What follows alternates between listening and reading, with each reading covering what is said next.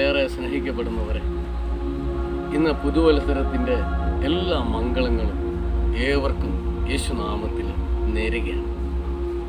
ഇന്ന് ദൈവത്തിൻ്റെ വചനം നമ്മളോട് സംസാരിക്കുന്ന അപ്പസ്തോല പ്രവർത്തനം 5-ാം അധ്യായം അതിൻ്റെ 29-ാമത്തെ തിരുവചനമാണ്.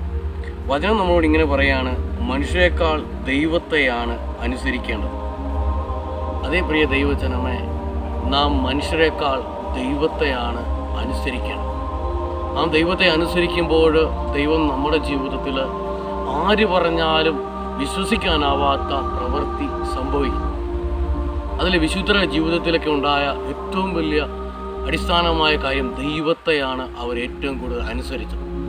അതിൽ വിശുദ്ധ ഫ്രാൻസിസ് അസീസി ദൈവത്തെ മാത്രമാണ് അനുസരിച്ചത്. അവൻ സമ്പത്തും അവൻ്റെ സുഖസൗകര്യങ്ങളും എല്ലാം ഉള്ളൊരു കുടുംബത്തിൽ ജനിച്ചൊരു മകൻ, അവന് അതെല്ലാം ഉപേക്ഷിച്ച്, അവൻ്റെ വസ്ത്രം പോലും ഉപേക്ഷിച്ച് അവൻ തെരുവിലേക്ക് ഇറങ്ങി.